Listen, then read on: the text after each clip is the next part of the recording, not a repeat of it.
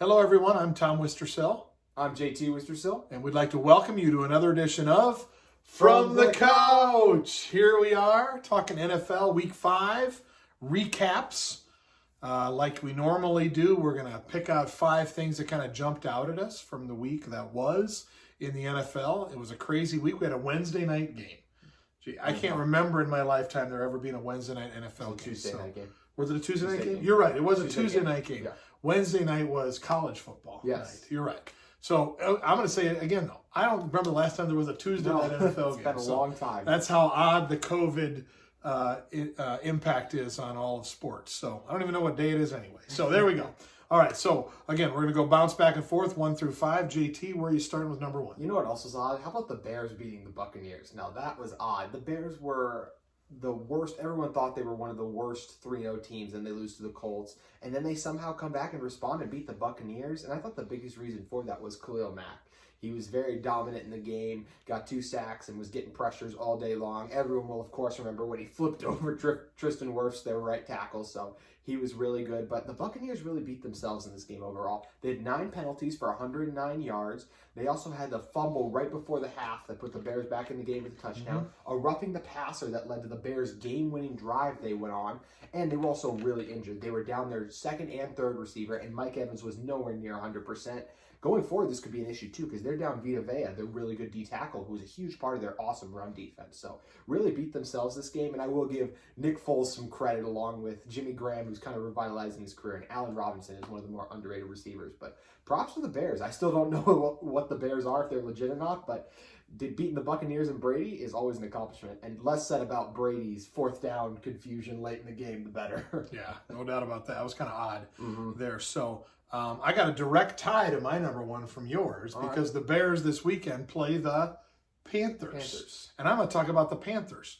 Totally a surprise to me. I thought they'd be one of the worst teams in the league by far. They're 3-2. They've won 3 straight games, and they play, the Bears next. So, what? They could win that game. Right now, the Panthers are tied for first in their division with New Orleans and Tampa Bay. They play the Bears next, then they play the Saints. So, they've got, can they win those games? Of course. It's going to be hard, but nonetheless, I think we'll find out a lot about the Panthers this weekend against the Bears. I got to hand it to Teddy Bridgewater. Just a great comeback, an amazing, history that he's had coming back from that injury. And that, is he one of the best quarterbacks in the league? No, he's not. But can he make plays? He's making plays. And McCaffrey's out, so you have one of the best players in the league not playing, and they're still finding a way to win. So a lot of credit to Matt Rule for coming in there and establishing some positivity and finding ways to win games. So I'm really surprised by the Panthers. So that's where I'm starting this week. Culture matters in the NFL, and Rule is building a great one in Carolina. No doubt. Okay, number 2. What are you going to do, JT? How about the insane game between Sunday Night Football, Minnesota Vikings versus the Seattle Seahawks? The Seahawks went on to win 27-26. But I just want to go through some game trends of how crazy this game was. The Vikings were up 13-0 at the half. They dominated time of possession. They sacked Wilson 4 times, so they completely dominated. Come out in the second half. Seattle goes on a 21-0 run, capitalizing off 2 Minnesota turnovers. Then the Vikings go on a 13-0 run, so they take a lead there like that. And then 5 minutes left in the game, they get a pick off Wilson. So it's like, they're running the ball. You get to the 4th and 1 situation. Me being the nervous Vikings fan I am, I'm like, you got to go for it. You got to ice the game. My cool-headed father actually calmed me down and said, no, kick the field goal, go up by 8, you play the odds. But apparently Mike Zimmer sided with me, and they ended up going for it. And, of course, Russell Wilson drove him 94 yards down the field when the Vikings did not get that first down. So Russ is amazing. 3 touchdowns, 217 yards. DK Metcalf's evolution is unbelievable. He had 93 yards. It was huge on that final drive. So this was an insane game, and credit for Russell Wilson for finding ways to win. The reason I think he's going to win MVP is because his defense is so bad. He's going to continue to have to do this. So props to Russell Wilson and the Seahawks. All right, yeah. Hell of a game to watch. Sorry about your Vikings. The Vikes need to get this game in against the Falcons this week because you know where they go next week? To Green Bay. Yeah, for a bye. Yeah. So they've got the bye in there, but they need to get this game and get a victory against the Falcons. Absolutely. Because they don't want to sit there and be 1-5. I don't want to play that. Yeah, I don't go into the Packers. Lost to the Falcons and playing the Packers. Ugh. All right. So I'm going to talk about the New York Jets for not very long because there's not much to talk about, right? Yeah. They are an absolute dumpster fire. There is nothing that's going right with the Jets. They're awful. I looked at their schedule. They might not win a game. Mm-hmm. They have 2 games against the Dolphins left. One of them is this weekend. Mm-hmm. It's the only team left that they play that has a below 500 record. And what did they just do last week? Well, they lost. No, the Dolphins throttled. Oh, the Dolphins throttled. That's what I was talking about. So don't, you're jumping ahead on my list. I'm sorry. So let's not do that I don't want to interfere. here. So again, they have 2 games left against the Dolphins, and the Dolphins might be over 500 when they play them next after this week. So it doesn't look good for the Jets. I think they have to do a complete restart, whole coaching staff. They must have some management issues as well because they're not drafting well. And you talk about culture, that's a bad culture there. So when Le'Veon Bell thinks it's a bad culture and he wants to get out, you know it's a bad culture, JT. That's what I'm saying right there. So anyway. Totally agree with you, and he definitely found a good one. More time on the Jets than we need to spend. Anyway, okay. Number 3, what do you got? Dak's injury was horrible, and I feel awful for him in a contract year and everything that goes on there, and he was playing unbelievable. He still leads the NFL in passing yards by 350 yards, despite not being able to finish out that game. So awful what happened to Dak. But I do believe the Cowboys are still going to win this division. And the biggest reason for that is, as is a popular theme in the NFL right now, this division is a dumpster fire. I mean, it's awful. I mean, sure, Wentz and the Eagles showed some signs, but they're still really struggling. He's still turning the ball over. The Washington football team has 3 quarterbacks, none of which are very good.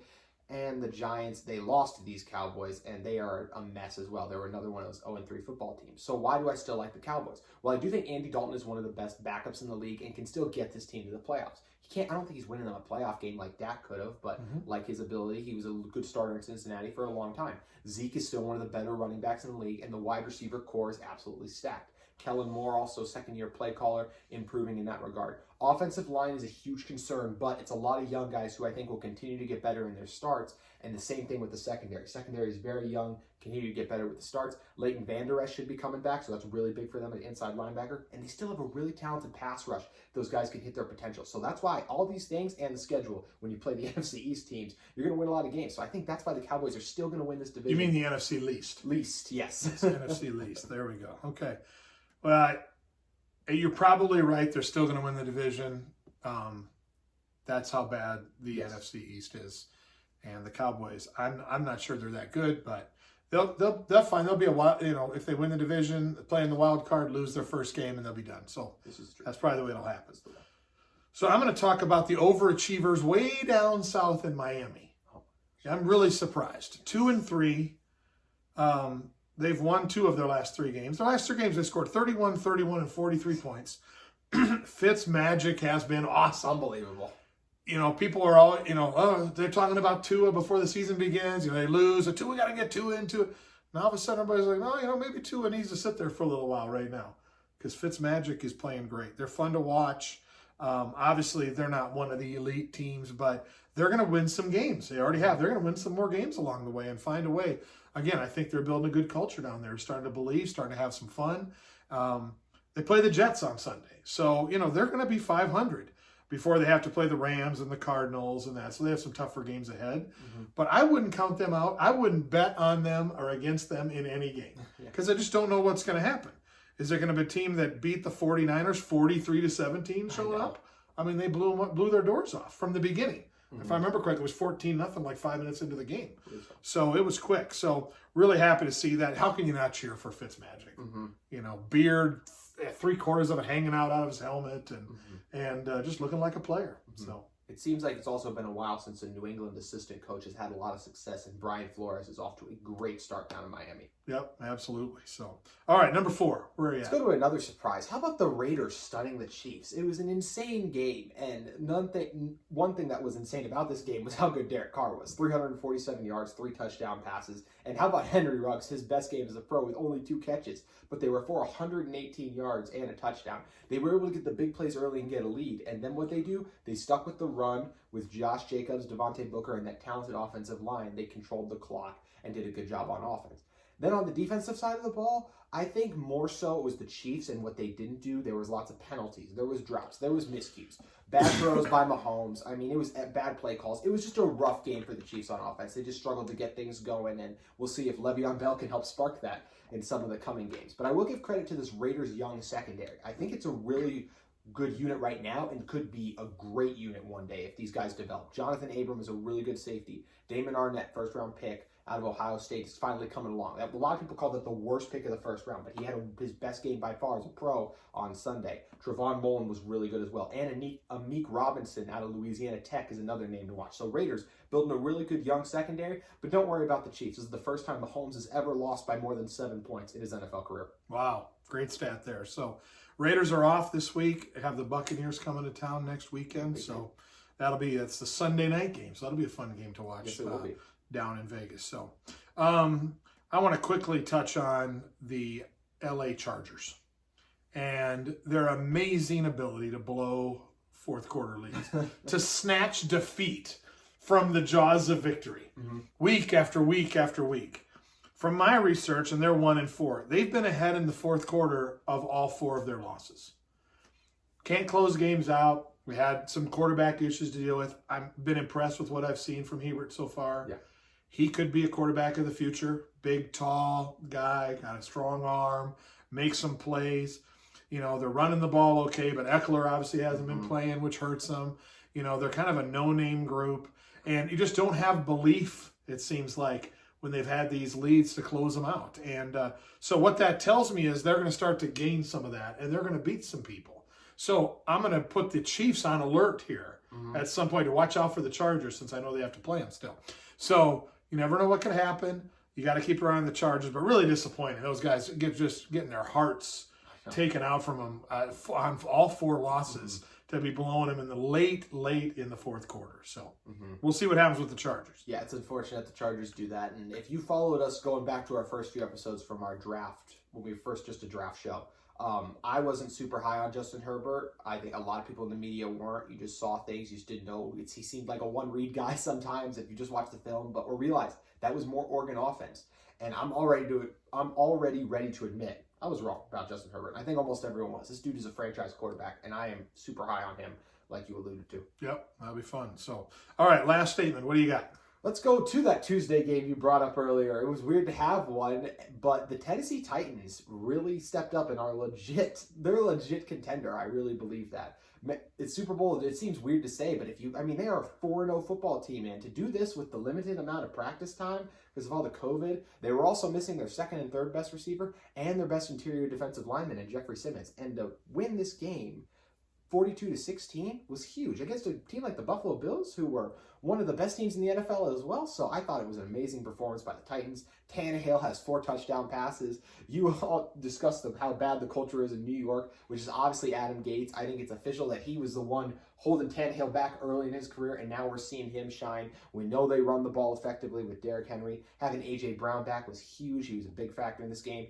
And this defense has no superstars, but it's good players all over the place, so give him a lot of credit for that. And Mike Vrabel is an amazing head coach in the NFL, and this team portrays his attitude, and you can really see his blueprint out there on the field, the toughness they display. So Tennessee is a really good team, and they are a contender. Yep, no doubt about that.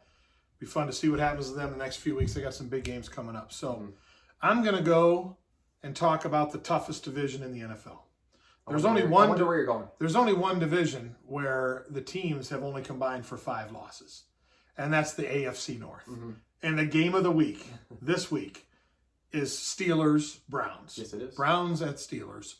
Lots of storylines there. Obviously, what happened last year with Rudolph and Garrett. Will there be any carryover for that? Yeah. You don't think so, but let's just say it just raises the stakes up a little bit higher, right? Not a lot of love lost between the teams anyway. No. So the officials better be ready to keep this thing under control. Will be interesting to see. The one thing I've noticed about the Browns is their offensive line has played much better this year. And that's made a big difference. Because even though Baker Mayfield has some bruised ribs, he said, so we'll see how that goes. But the Steelers are going to come after him. You know that. And we'll see what happens. I'm thinking about in this game a couple of thoughts. One is it's a must-win for the Steelers. And the reason is they go on the road next to the Titans, Ravens, and Cowboys. So they go 3 road games in a row because that Titans game got moved because of COVID. Yeah. So they have 3 road games in a row coming up next. yeah, the home crowds don't matter as much this year, but it's still traveling into someone else's stadium. So, and traditionally the Steelers have not been a great road team about the last 5 to 7 years. So it's a must-win for them. And then to me, this game is one of those classic old style, whichever team runs the ball better is going to win. And so, because both quarterbacks can throw the ball all over the field and want to make plays, but if you control the clock, you run the ball, you make that defense stay on longer. If Ben can get a little rhythm going with some running plays, all of a sudden you're going to see some big plays from the receivers downfield. So I feel good about it, but I feel not as good about it because Brown's offensive line is better. If they can protect Mayfield, it's a close game. Baker Mayfield, it's a close game. If not, then the Steel Curtain Part 2 is going to run the roost. So that's my thought. What do you think about this matchup? The Colts have one of the best offensive lines in the NFL, and the Browns absolutely suffocated their rushing attack. So I am fascinated to see how that works out too, because the Steelers, as we know, have one of the best defensive lines too. So both these teams are really going to struggle to run the ball, I think, and that is why the Steelers are going to win the game, because I trust Big Ben more than I trust Baker Mayfield. Baker Mayfield did throw 2 interceptions last week in that game late in the second half. It was still within reach for them to win, and he's shown this kind of offense too. It's the one the Vikings ran last year because of Stefanski. You need the run to get the play-action pass and the bootlegs going, the rollouts, and I don't think they're going to be able to do that because of the Steelers' defensive line, and I think Ben is going to make some plays where Baker doesn't, and that's why the Steelers are going to win this game. Well, I hope you're right. I know. So, it's great. Well, good. Well, we hope you enjoyed our trip through Week 5 here as we get excited about the NFL. Week 6 coming up. Who knows which games are going to get played, which ones are going to get delayed. I guess we'll find out, and we will attack that next time. And please join us on another edition of From the Couch. We'll see you next time.